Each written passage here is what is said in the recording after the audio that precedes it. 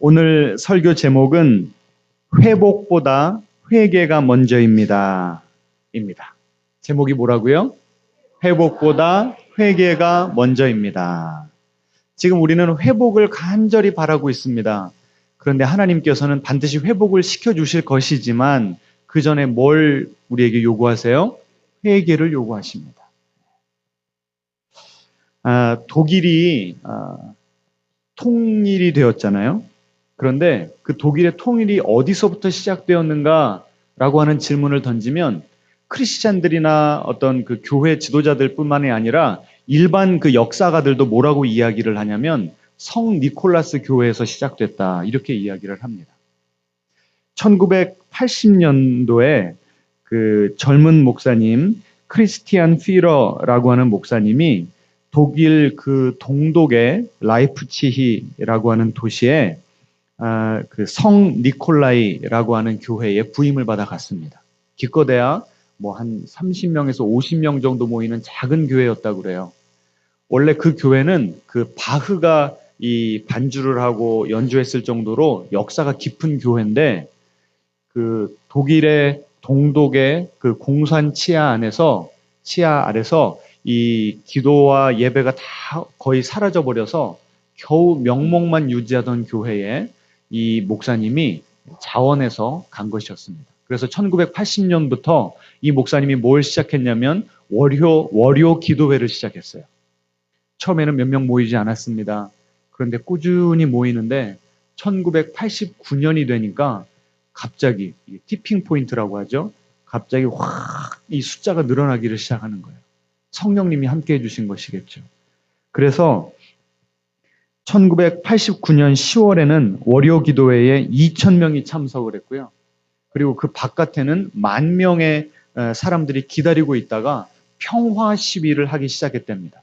다 촛불을 들었대요. 근데 바람이 부니까 한 손으로는 촛불을 들고 한 손으로는 이렇게 바람막이를 한 거죠. 그러니 무력 충돌이 일어날 수가 있습니까? 없습니까? 예? 양손을 다 쓰고 있으니 없잖아요. 그래서 평화 시위를 했다고 그래요. 그리고 그래서 1989년 11월 6일에는 이 교회에서부터 시작된 이 평화 시위가 몇 명까지 늘어났냐면 40만 명으로 늘어났다고 그래요. 라이프치히 인구가 55만 명인데 40만 명이 참석을 했다고 합니다. 그래서 결국 동베를린의 이 라이프치히부터 동베를린까지 사람에서 사람끼리 이렇게 팔짱을 끼고 사람의 띠가 그 동베를린까지 이어질 정도로 그렇게 많은 사람들이 이 기도회와 시위에 참여를 했답니다. 그래서 결국 동독 서기관, 그 당시 최고 권력자였던 동독 서기관이 물러나고 서독 총리 헬무트 콜은 독일이 통일국가임을 선언하게 됐다고 해요. 그러니까 이 모든 놀라운 변혁이 어디서부터 일어났어요? 라이프치히라고 하는 도시의 성 니콜라이라고 하는 교회의 작은 기도 모임에서부터 시작됐다고 합니다.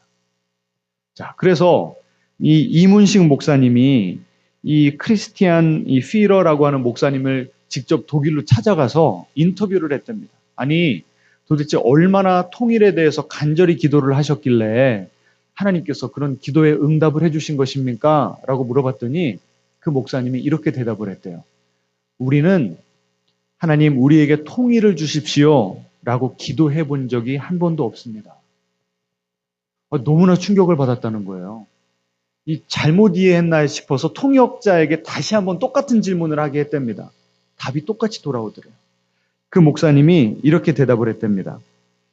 이 독일이 이 2차 대전에 이 주된 이 전범 국가 아닙니까? 게다가 이 유대인들이 그렇게 많은 수많은 유대인들이 죽어가는데도 눈을 감고 있었다는 거예요. 그래서 이 독일이 저지른 죄가 너무 크기 때문에 이 기도회의 내용은 회개의 기도였지. 하나님 우리에게 감히 통일을 주십시오라고 하는 그런 기도를 할 수가 없었다는 거예요. 그런데 우리는 회개해야 할 뿐이었고 그래서 우리 독일과 독일 교회가 평화의 도구가 되게 해주시라고 하는 그 기도만 했더니 하나님께서 통일을 덤으로 축복으로 주셨습니다. 이렇게 답을 하더랍니다. 이걸 보면서 저는 큰 이 도전을 받았어요. 지금 우리도 빨리 회복이 돼야 됩니다. 지금 많은 분들, 성도님들 이야기를 들어보면 머리 복잡하고 그냥 빨리 이 전국이 좀 다 좀 해결이 되고 그래서 빨리 이 죽어가는 경제가 다시 회복되고 우리가 큰 손해보지 않고 그랬으면 좋겠다.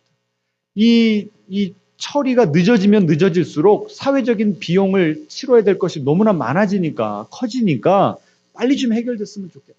지금 우리 마음 가운데는 회개가 먼저예요? 회복이 먼저예요? 회복이 먼저예요. 그런데 그 독일 그 교회를 봐도 그렇고 마가복음 2장에 보시면 중풍병자가 나옵니다. 얼마나 이 사람을 안타깝게 여기는 친구들이 지붕을 뚫고 그 중풍병자를 달아내려가지고 예수님께 치유를 받고자 원했어요. 그런데 그 예수님이 뭐라고 말씀하셨죠? 네 병이 나았느니라. 이렇게 말씀하셨습니까? 예? 아니에요. 뭐라고 하셨어요? 너의 죄가 사하여졌느니라. 지금 이 중풍병자가 급한 게 뭐예요? 바라는 게 뭐예요? 치유죠. 회복이죠. 그런데 예수님은 뭐라고 말씀하셨다고요? 네 죄가 사하여졌느니라. 내 고통의 문제를 해결받는 것보다 어떤 문제를 해결받는 게 우선순위라고요? 죄의 문제를 해결받는 것이 우선순위라는 겁니다. 이건 개인 신앙의 차원에서만 그런 것이 아니라 국가적인 것에도 똑같은 원리가 적용이 되는 겁니다. 자, 성경 우리 함께 봉독하겠습니다. 느헤미야 1장. 어제 우리가 살펴봤죠? 이 예루살렘 성벽이 다 회파된 상태로 140년이 지났는데도 여전히 그 백성들이 고통 가운데 있으니까 그 현실을 지금 애통하는 가운데 느헤미야가 드린 기도가 느헤미야 1장에 나옵니다. 우리 6절부터 9절까지 한 목소리로 봉독하겠습니다. 이제 종이 주의 종들인 이스라엘 자손을 위하여 주야로 기도하오며 우리 이스라엘 자손이 주께 범죄한 자들을 자복하오니 주는 귀를 기울이시며 눈을 여시사 종의 기도를 들으시옵소서. 나와 내 아버지의 집이 범죄하여 주를 향하여 크게 악을 행하여 주께서 주의 종 모세에게 명령하신 계명과 율례와 규례를 지키지 아니하였나이다.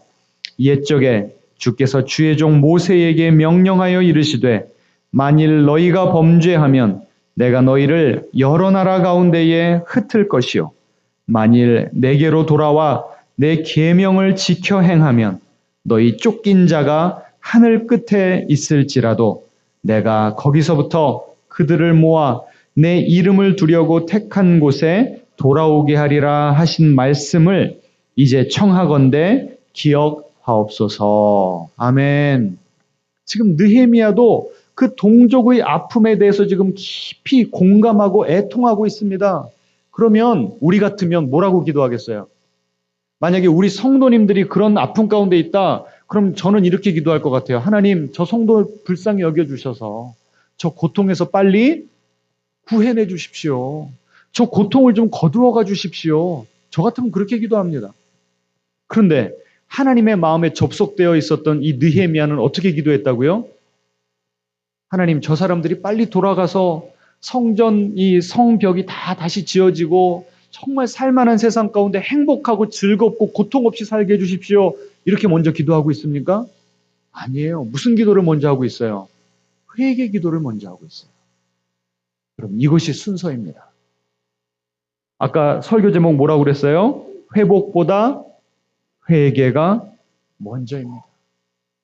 자, 우리도 이 나라가 지금이 무너지고 있는 이 나라가 빨리 다시 회복되고 견실하게 다시 세워졌으면 좋겠다라고 하는 이 바람이 있습니다. 우리 인생도 좀 고통을 하나님께서 다 가져가셨으면 좋겠어요. 제가요, 이 담임 목사 한지 횟수가 한 해 한 해 늘어나가고 우리 성도님들을 더 깊이 알아가고 우리 봉신교회가 공동체성이 회복이 되면 될수록 제 마음이 무겁고 괴로워요. 성도님들의 사정을 알고 성도님들의 아픔을 아니까 이제는 여러분의 아픔이 저의 아픔이 되는 거예요. 누가 아프시다 그러고 누가 경제적으로 어려우시다 그러고 누가 관계 때문에 힘들다 그러면 그 짐이 고스란히 저에게 옵니다. 그러니 저도 우리 성도님들이 그런 문제에서 그런 고통에서 빨리 좀 해방됐으면 좋겠어요. 하나님은 왜 저렇게 좀 질질 끄시고 왜 이런 아픔을 허락하시고 이해가 안 되는 거예요. 그런데 하나님께서는 뭐라고 말씀하세요? 뭐가 먼저라고요? 회개가 먼저다. 지금 이 나라를 볼 때도요. 우리는 이 정치가들의 민낯을 본 겁니다. 위정자들의 민낯을 본 거예요. 권력을 위해서 이 나라가 정말 잘 되는 것이 그들의 최우선 순위가 아니라 권력을 위해서 그 권력을 잡기 위해서 수단과 방법을 가리지 않는 국가를 국민을 희생하면서라도 내가 원하는 것을 쟁취해야 되는 유지해야 되는 틀어쥐고 있어야 되는 그런 모습들을 우리가 보게 된 겁니다. 우리가 이 죄를 함께 회개하며 나아가야 될 줄로 믿습니다. 이것이 연대 책임이에요. 제사장적인 영성입니다. 동시에 그들의 자기중심성에서 그들의 이기심 가운데서 우리의 죄악 또한 발견해야 될 줄로 믿습니다. 제가 페이스북에서 팔로우하는 남기업이라고 하는 크리스찬이 계십니다. 아마 집사님 같아요. 이분이 계엄령 선포한 지 바로 그 주에 교회 주일 대표 기도를 하게 됐습니다. 그래서 페이스북에다가 그분의 대표 기도문을 올려놨어요. 그래서 제가 참 도전이 돼가지고 여러분에게 좀 몇 가지를 읽어드리려고 합니다. 잘 들어보세요. 문장이 좀 길어서 집값과 땅값이 올라가면 집 없는 세입자와 청년들이 더 가난해지고 주거 불안이 심해지며 그래서 청년들과 신혼부부들이 연애도 결혼도 출산도 안 하는 상황이 왔는데도 그들의 상황과 처지에는 마음을 쓰지 않고 내 집값이 내가 산 부동산 가격이 올라가는 것에만 관심을 둔 죄, 심지어 그 부동산이 가격이 올라가게 해달라고 기도한 죄를 용서해 주소서. 일하는 사람의 절반이 급여는 너무 적고 고용이 불안정한 비정규직이어도 그들이 당하는 고통과 한숨과 눈물에는 무관심하고 정규직되고 좋은 직장에 가고 좋은 자리로 승진하는 것을 위해서만 집중해서 기도하고 감사한 죄를 용서해 주소서. 하나님의 형상을 따라 만든 존엄한 존재인 사람을 시험 잘 보는 거 하나로 대학교 어디 나왔느냐로 평가하여 다른 영역에서는 재능이 많지만 공부에는 재능이 부족한 학생들을 평생 열등감의 누더기를 입고 살아가게 만드는 불의한 교육 시스템. 옆에 있는 친구들을 사랑하는 것이 아니라 이겨야 하는, 밟고 넘어가야 하는 적으로 생각하게 만드는 사탄적 교육 시스템을 고치는 것에는 마음을 쓰지 않고 오직 나의 자녀를 서울대 가게 해달라고 수능 잘 보게만 해달라고 기도한 죄를 또 시험 잘 보면 감사했던 죄를 용서해 주소서. 여러분 이 기도문에 좀 공감하십니까?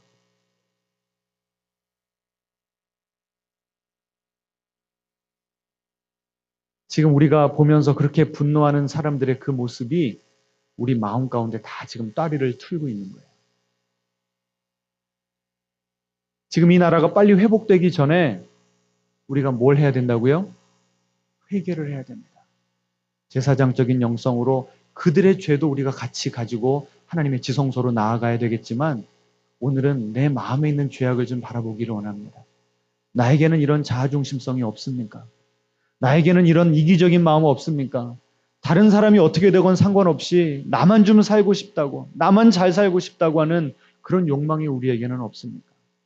이 시간 주님, 우리의 죄를 회개합니다. 우리 조상의 죄를 회개합니다. 우리 가정의 죄를, 우리 한국 교회의 죄를 회개합니다. 제가 함께 죄를 회개하며 나아가기를 원합니다.